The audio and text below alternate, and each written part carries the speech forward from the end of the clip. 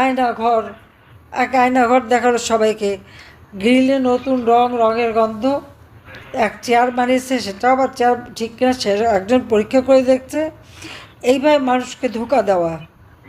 এবং আমাদের জানি না, আমাদের যারা এই আন্তর্জাতিক যে সমস্ত খ্যাতিসম্পন্ন মিডিয়াগুলি আছে, তারা যাচাই বাছাই না করে, না দেখে, বা জাতিসংঘের মানবাধিকার কমিশন থেকে যাদের পাঠিয়েছিল তারাও কোনো কিছু যাচাই না করে রিপোর্ট দিয়ে দিল। আজকে আপনারা দেখেন বাংলাদেশের অবস্থা, পুরো জঙ্গি শাসন। প্রতিনিয়ত নারী ধর্ষণ, নির্যাতন, ছিনতাই, ডাকাতি, বাড়িতে ঢুকে যেয়ে সেখানে লুটপাট, অগ্নিসংযোগ করা। কোনো মানুষের কোনো মান সম্মান বলে কিছু নেই। প্রধান বিচারপতির কার্যালয়ে আক্রমণ করা, তার বাড়িতে আক্রমণ, বিচারপতিদের পদত্যাগে বাধ্য করানো, নির্বাচন কমিশন,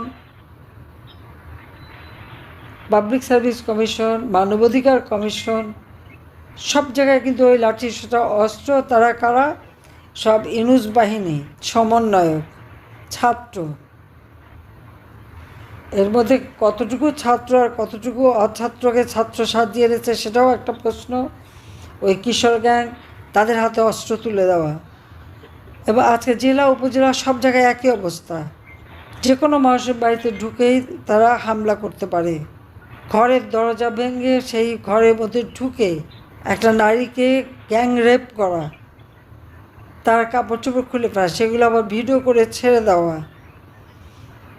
একই বাড়ির মধ্যে ঢুকে পরিবারের দুই ভাই, ভ্রাতৃবধূ, তাদেরকে আক্রমণ, 3 জন মারা যায়, একজন এখনও মৃত্যুর সাথে পাঞ্জা লড়ছে। এবং এটা একবার একটা না, এটা কিন্তু প্রতিনিয়ত এই ধরনের ঘটনা ঘটে যাচ্ছে। কিন্তু পত্র পত্রিকায় কোনো সংবাদ দেওয়া যাবে না। সব নিয়ন্ত্রণ, সব ইউনূসের নিয়ন্ত্রণে রয়ে গেছে। সাংবাদিকদের হত্যা করা হয়েছে 8 জনকে, 38 জন জেলে, সকলের বিরুদ্ধে মিথ্যা মামলা। 13টা প্রাইভেট টেলিভিশন পুড়িয়ে দেওয়া হয়েছে, বিটিভি সহ। আর তাছাড়া পুলিশকে হত্যা করে করে ঝুলে রাখা, আইনজীবীদের পিটিয়ে হত্যা করা, তাদেরকে কোপানো, তাদেরকে জেলে দেওয়া, তাদের বিরুদ্ধে মামলা দেওয়া। আমাদের মানে আওয়ামী লীগের কোনো নেতাকর্মীর পক্ষে কোনো আইনজীবী দাঁড়াতে পারবে না। সঙ্গে সঙ্গে তারা সেই কী বলে মব জাস্টিস, সব কিছু নাকি মব জাস্টিস। এখানে মব জাস্টিস না, এখানে হচ্ছে মব সন্ত্রাসী।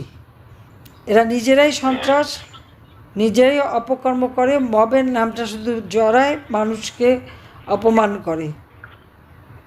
সাধারণ মানুষ নিশ্চয়ই এদের সাথে থাকে না, কিন্তু তারা সেই সাধারণ মানুষেরকে উপর দায়টা চাপানোর জন্য কি মব জাস্টিস। আসলে এটা তো মব সন্ত্রাস, মব ক্রিমিনাল। এবং তারা কারা? সব একেবারে পরিচিত। শিক্ষা প্রতিষ্ঠানগুলিতে আজকে প্রায় 5 লক্ষ ছাত্রছাত্রী পরীক্ষা দিতে পারছে না। প্রত্যেকটা শিক্ষা প্রতিষ্ঠান দখল। ঢাকা বিশ্ববিদ্যালয় যান, চট্টগ্রাম বিশ্ববিদ্যালয়, রাজশাহী বিশ্ববিদ্যালয়, চট্টগ্রাম কলেজ, ওগুলি সব তাদের অবৈধ অস্ত্রের গুদামঘর হয়ে গেছে। কয়েকটা মাদ্রাসারও সেই একই অবস্থা। এবং সবই ইউনূস বাহিনী। তার টাকার কোনো অভাব নাই। তার বিরুদ্ধে আপনারা জানেন যে লেবারদের অর্থ আত্মসাৎ করার জন্য লেবারদের করা লেবার কোর্টে মামলায় সাজাপ্রাপ্ত আসামি হচ্ছে ডক্টর ইউনূস। তার বিরুদ্ধে ট্যাক্স ফাঁকি দেওয়ার মামলা, প্রায় 5টা মামলা দুর্নীতি দমন কমিশন তার বিরুদ্ধে দায়ের করেছিল। ক্ষমতা দখল করার উদ্দেশ্যটা হলো এই মামলাগুলি সব এক এক করে প্রত্যাহার করে নিয়েছে।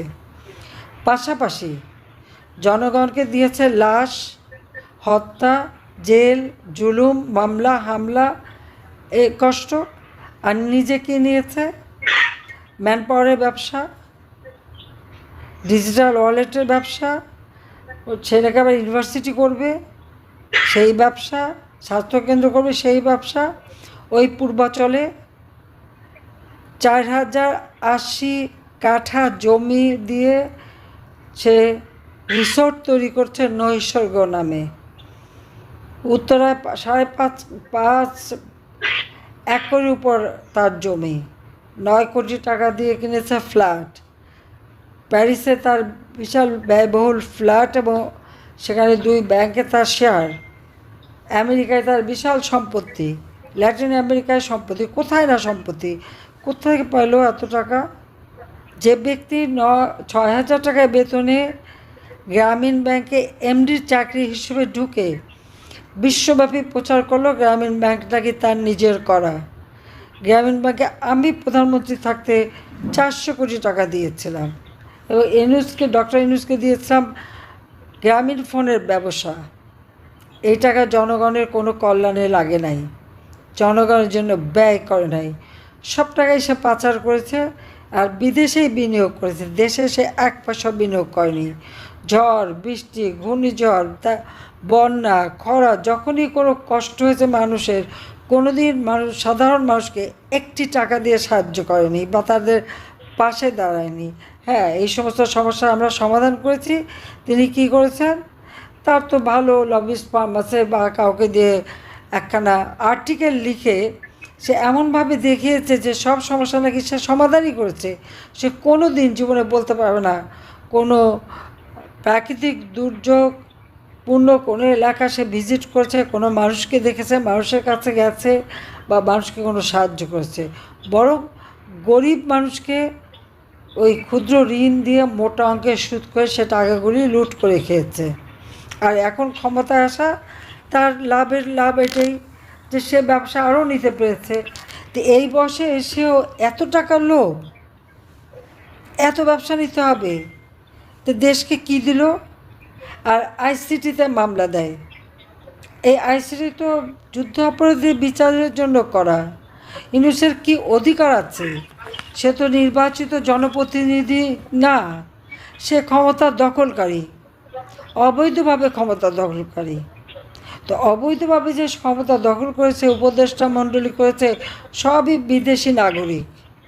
আমি জানি না এখন ডক্টর ইউনূস নিজে কয়টা দেশের নাগরিক, কিন্তু বাংলাদেশের তার পাসপোর্ট ছিল কিনা সেটাও সন্দেহ। যাও, সে এখানে তাদেরকে নিয়ে আজকে রাষ্ট্র চালায়, সংস্কার করে। তাকে সংস্কার করার অধিকার কে দিয়েছে? তার কি অধিকার আছে? সে কি জনগণের ম্যান্ডেট নিয়ে ক্ষমতা এসেছে? জনগণের অনুমোদন আছে তার? সে কি ইলেকশন করে জিততে পারবে? জনগণের ম্যান্ডেট নিতে পারবে? সেটা তো পারবে না। তাহলে সে সংস্কার করবে কি? সংস্কার সব কিছু নাকি সংবিধান বাতিল করবে, সব বাতিল করে দিয়ে সে সব দখল করে নেবে।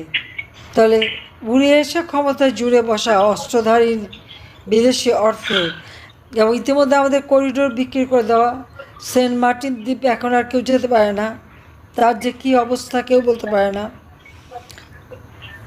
কক্সবাজার থেকে শুরু করে পার্বত্য চট্টগ্রাম একই অবস্থা।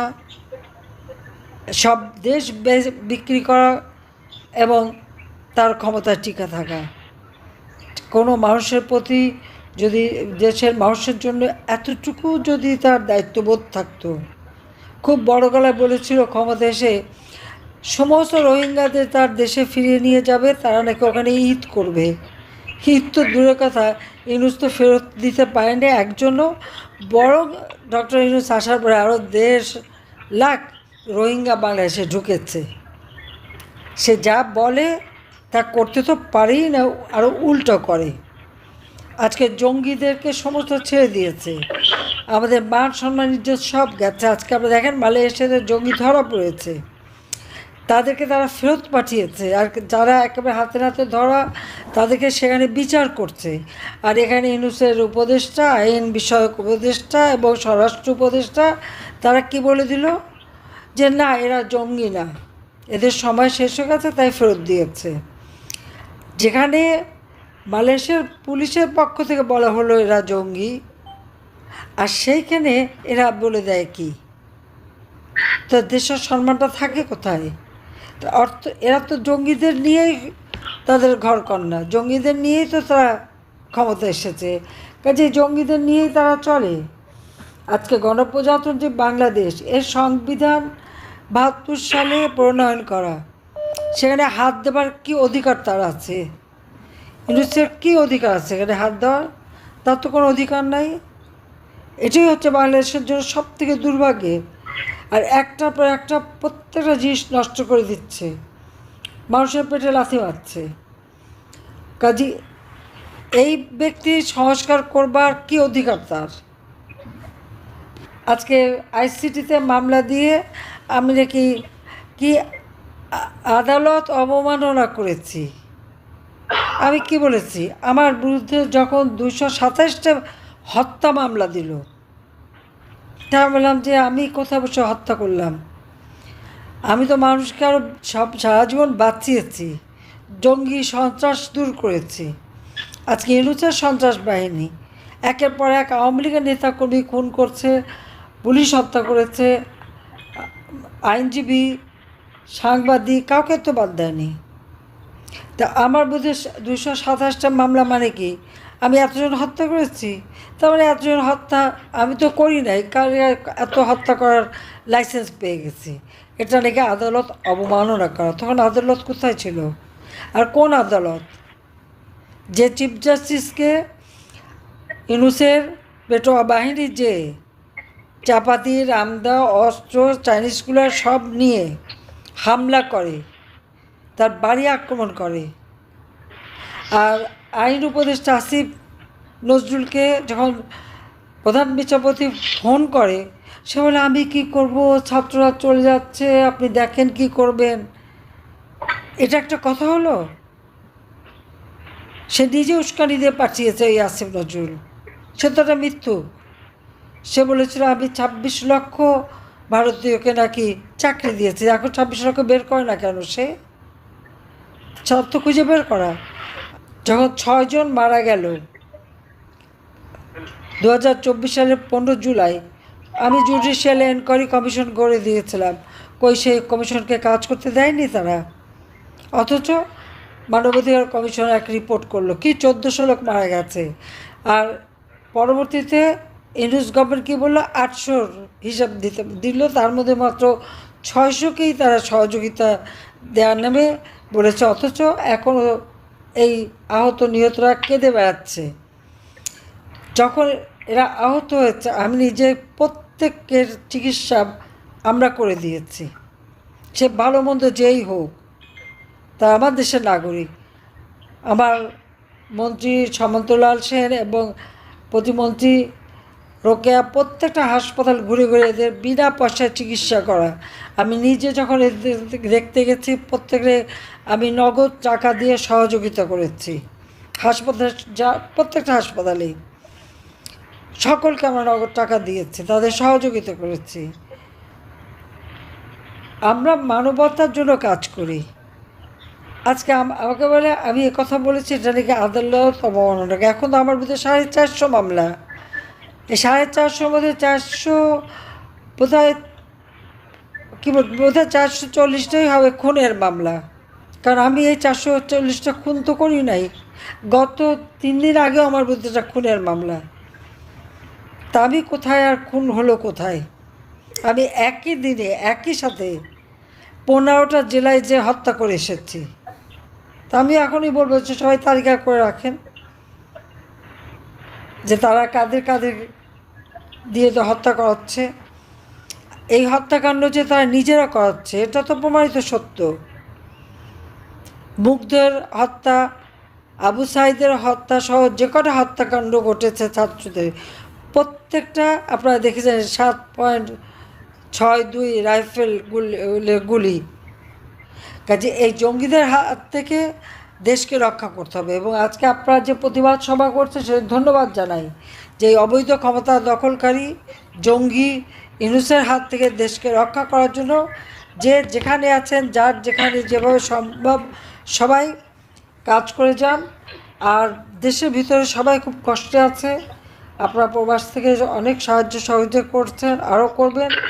আর আন্তর্জাতিকভাবে এই জঙ্গির যে চেহারাটা, সেটা মানুষের কাছে তুলে ধরে বাংলাদেশের মানুষকে বাঁচানো, বাংলাদেশের মানুষের শান্তি নিরাপত্তা নিশ্চিত করা, বাংলাদেশের জনগণের আর্থসামাজিক উন্নয়ন করা, এটাই আমাদের কর্তব্য এবং সেটাই আমরা করব ইনশাল্লাহ।